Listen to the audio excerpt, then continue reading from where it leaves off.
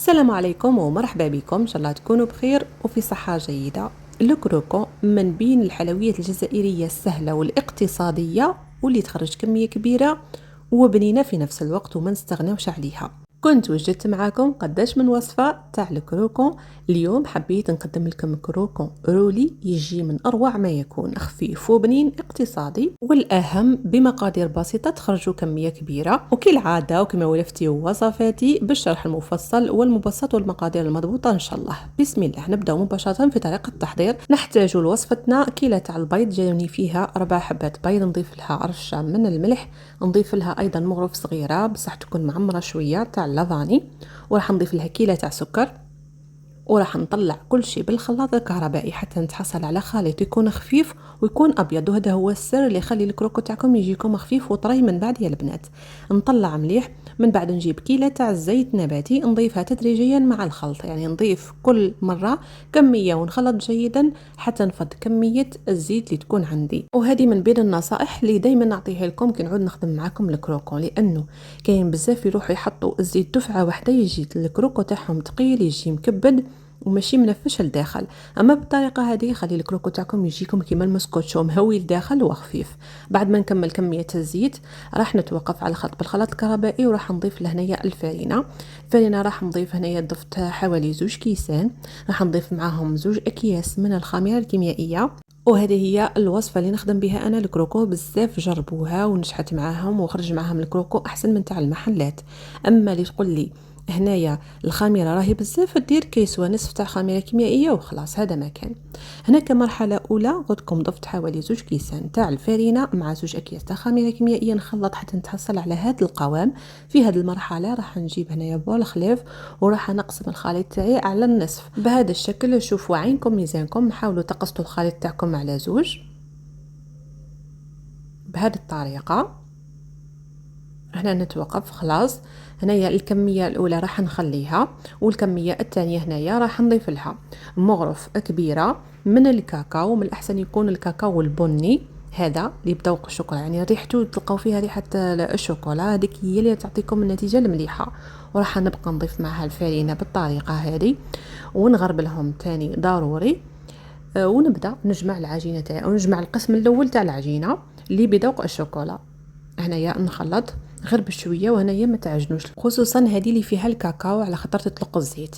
فواش نديروا كي نحطوا الفارينه نحاولوا غير بالاصابع تاع اليد تاعنا نلموا فقط، كنخليو هذيك الخليط نتاعنا او العجينه تشرب لنا الكميه تاع الفارينه، نتحصلوا على هذا القوام. ما نديروهاش ناشفه بزاف هكا. اذا حبيتيو الكروكو تاعكم يجيكم خفيف ما تكتروش الفارينه، على خاطر كاين وحايل يديروا عجينه تكون متماسكه من بعد يجي الكروكو ثقيل.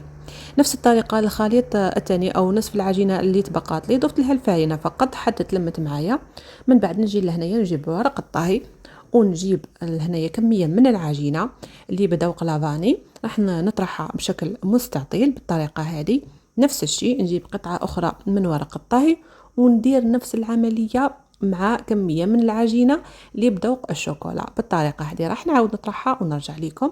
بعد ما طرحتهم في زوج بالشكل هذا يكونوا قد بعضهم، نجي نقلب هنايا العجينه تاعي اللي بذوق الشوكولا فوق العجينه اللي بذوق لافاني، نحي بهذه الطريقه. وكما راكم تشوفوا اخواتي ورق الطهي يعاونكم بزاف في الخدمه هذه، ولا حتى كيس بلاستيكي اللي يكون متوفر عندكم.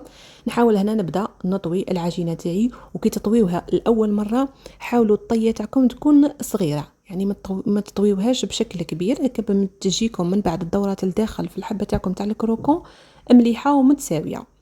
من بعد بورق الطهي نعاون روحي ونبدا نلف العجينه تاعي بشويه، وبهذا الشكل نلف العجينه حتى يعني نفضها كامل بهذا الشكل. نتحصلوا على الحربوش تاعنا تاع الكروكو، نحطوه في صينيه كنت دهنتها لهنايا بالزيت، دهنتها مليح.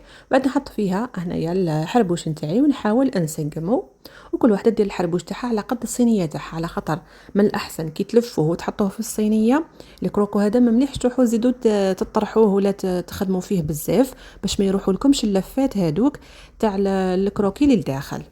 ان شاء الله تفهموا علي، يعني الطبقات تاع العجينه ما يدخلوش في بعضهم، يعني كي تلفوا الحربوش تاعكم تاع العجينه عدلوه غير شويه ومباشره للصينيه بلا ما تطرحوه بزاف بهذه الطريقه. هنا باه تحافظوا على اللفات اللي يكونوا لداخل، من بعد كي تقصوا الكروكو تاعكم يجيو باينين الطبقات ولا اللفات لداخل في الحبه. بالطريقه هذه غير نسقموه فقط هكا، ونعاود نحطو كيف كيف في الصينيه، نعاود نسقمو غير شويه ونضغط عليه شويه بما يجينيش عالي.